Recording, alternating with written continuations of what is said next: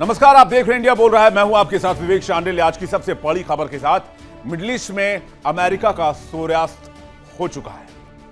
अंतर्राष्ट्रीय गलियारों में चर्चा तेज है कि सऊदी अरब समेत खाड़ी के कई देश ईरान के साथ एक नए समीकरण की ओर बढ़ रहे हैं। अगर यह रणनीतिक बदलाव हकीकत बनता है तो यह अमेरिकी विदेश नीति और डोनाल्ड ट्रंप की युद्ध नीति के लिए सबसे बड़ा झटका साबित हो सकता है।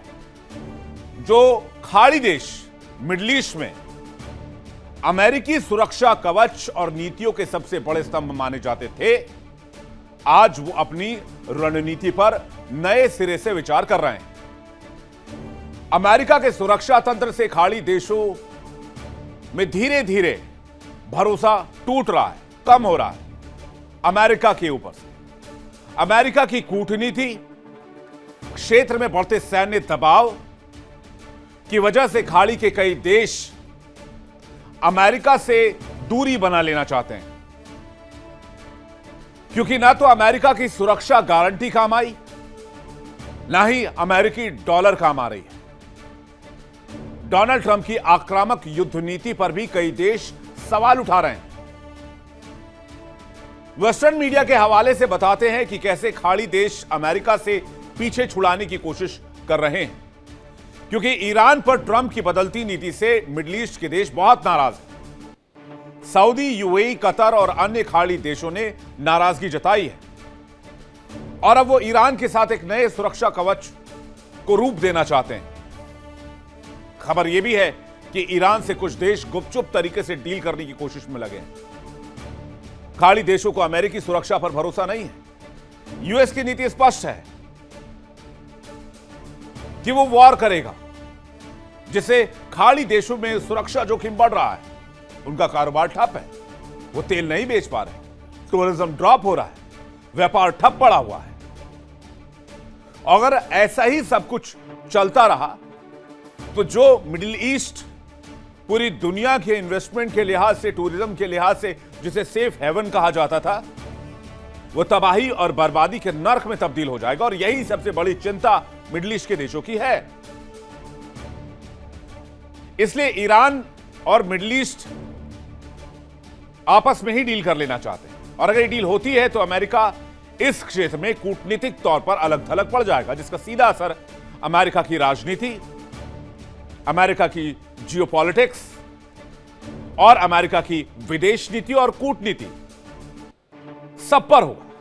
खाड़ी देशों का अमेरिका से मुंहभंग देखते हुए ट्रंप ने ईरान पर सबसे बड़े हमले वाले बयान से एक बार फिर यू टर्न लिया है। और आपको याद होगा कि इस बयान में आपको सुनवाते हैं कि जिसमें डोनाल्ड ट्रंप ने कहा था कि हमने मिडिल ईस्ट के देशों के कहने पर ही ईरान पर हमला टाला है।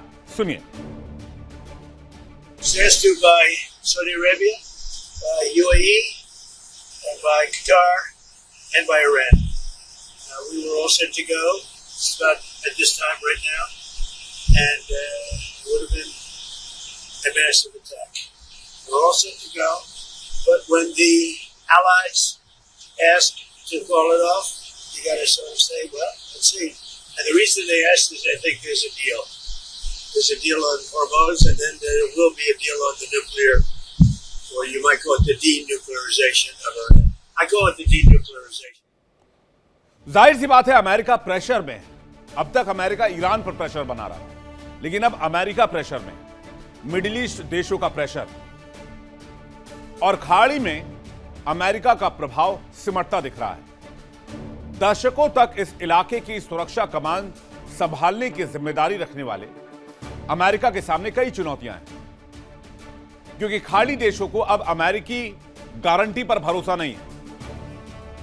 वो चाहते हैं कि बाहरी ताकतों पर डिपेंड होने की बजाय अपनी आर्मी को स्ट्रांग करें, अपने अलायंस को स्ट्रांग करें, क्षेत्रीय शक्ति संतुलन को ज्यादा स्ट्रांग करें, वो बैलेंस क्रिएट करें। तो क्या खाड़ी देशों का ये नया रुख इस बात का संकेत नहीं है कि मिडिल ईस्ट में अमेरिका के सूर्यास्त का वक्त हो चुका है? बातचीत करने के लिए मेहमानों का एक बड़ा पैनल हमारे साथ जुड़ रहा है। मेजर जनरल के सिन्हा हमारे साथ जुड़ रहे हैं, डिफेंस एक्सपर्ट, बहुत स्वागत है आपका। कर्नल दिनेश नैन हमारे साथ जुड़ रहे हैं, डिफेंस एक्सपर्ट, बहुत स्वागत है आपका। इमरान खोखर हमारे साथ जुड़ रहे हैं, ईरान मामलों के जानकार, बहुत स्वागत है आपका। और पूर्णिमा नाथ जियोपॉलिटिकल एक्सपर्ट यूएस से थोड़ी देर में लाइव होंगे हमारे साथ, उनके पास भी चलेंगे। पहला सवाल के सिन्हा सर आपसे, जो सिनारियो बन रहा है अमेरिका के लिए मिडिल ईस्ट में, क्या ये मिडिल ईस्ट में अमेरिका के सूर्यास्त की शुरुआत है? जय हिंद विवेक। जय हिंद सर। देखिए ये अमेरिका का जो एक सुपर पावर का स्टेटस का जो डिक्लाइनिंग पावर का ये शुरुआत, आप बोलेंगे सूर्यास्त तो है ही है। मिडिल ईस्ट से वहां से उनका निकलना जो आपने सवाल किया है, एब्सोल्युटली ये तो दिखता है, प्लेटर में दिखता है।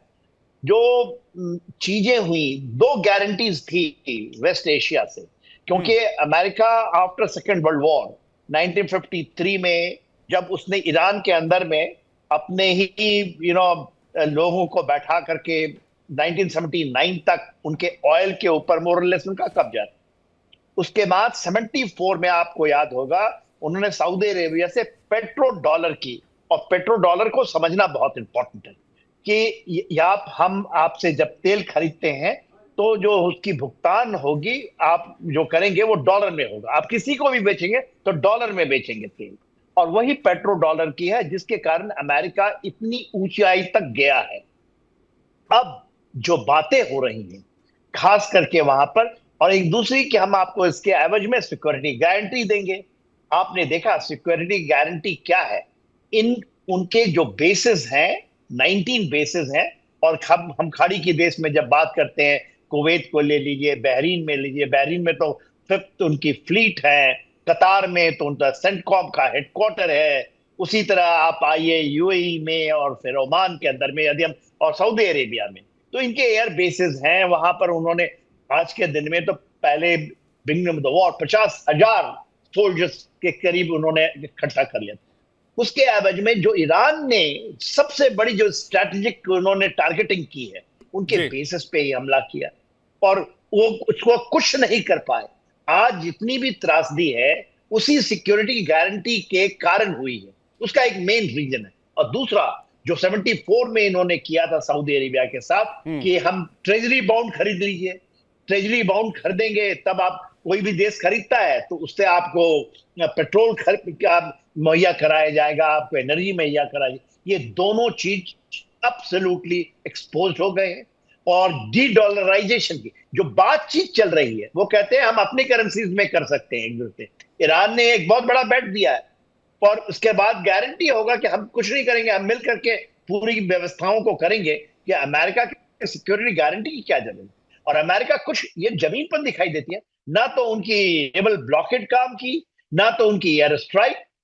उन्होंने पहले पिछले साल जो 12 दिन का हुआ था जो इजराइल ने किया था, लास्ट में उन्होंने जो एक मिडनाइट हैमर किया था, उनका कुछ नहीं बिगड़ा। वहां तो घुसे थे कि हम न्यूक्लियर, मगर मेन चीज है ऑयल एंड पेट्रो डॉलर की कहानी है।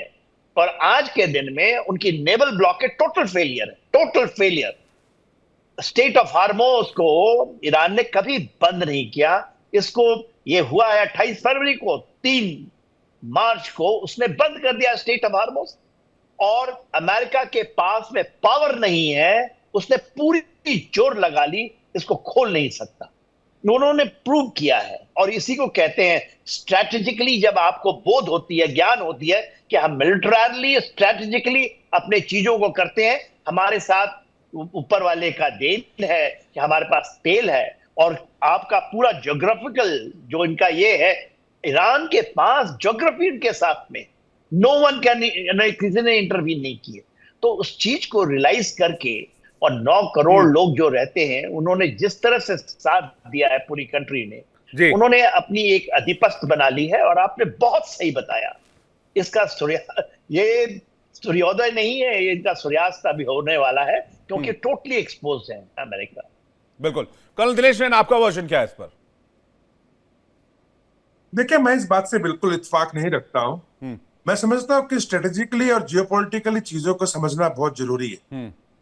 अमेरिका का आज की तारीख में अपनी बेसिस को वहां से हिलाना, यानी अपने ट्रूप्स का मूवमेंट करना, चाहे इजराइल में कर रहा हो चाहे बाकी जगहों पे कर रहा हो, वो इसलिए है कि दुनिया के अंदर हाइपरसोनिक मिसाइल्स या जो बैलिस्टिक मिसाइल्स हैं, इनको रोकने के लिए किसी के पास में भी 100% कोई एयर डिफेंस सिस्टम है ही नहीं। तो ये कह देना कि अमेरिका उनकी मदद नहीं कर पाएगा या दूसरा देश नहीं कर पाएगा, ये इस बात पर निर्भर करता है कि आपके पास क्या 100% एयर डिफेंस सिस्टम है, जो दुनिया में नहीं है। तो इस बात को अमेरिका ने रियलाइज किया कि ईरान के दो पहलू थे। पहला पहलू ये कि आपने अमेरिका के एयर बेसिस जो है गल्फ कंट्रीज ने, जिन्होंने भी अपनी जमीन पे रखे हैं, वो हम उनको दुश्मन मानेंगे। नंबर 2, अमेरिका ने देखा कि मेरे ट्रूप्स के ऊपर ही इसमें खतरा नहीं बढ़ रहा, मेरे आर्मामेंट ही नहीं खराब हो रहे, बल्कि साथ ही साथ ये जो गल्फ कंट्रीज हैं, सॉरी, इनके ऊपर भी नुकसान होने की बहुत संभावनाएं हैं अगर वो बड़ा अटैक करते हैं तो स्ट्रेटेजिकली एक बेसिस को रिट्रीव किया गया वहां से टाइम बीइंग के लिए, बचाने के लिए। अब आ जाते हैं दूसरी बात के ऊपर। ईरान अमेरिका को हरा दिया। मैं इसको बहुत ही बचकाना बात मानूंगा, बिल्कुल बचकाना बात मानूंगा। कारण यह है, ईरान के पास में 1500 के करीब मिसाइल्स हैं, मानता हूं, लेकिन जिस प्रकार से ईरान के अंदर IRGC और पॉलिटिकल विंग्स या सोशल विंग्स के बीच में तनातनी चल रही है, उसको समझना बहुत जरूरी है। IRGC मेन मुद्दा है इस पूरे युद्ध के अंदर, ईरान नहीं।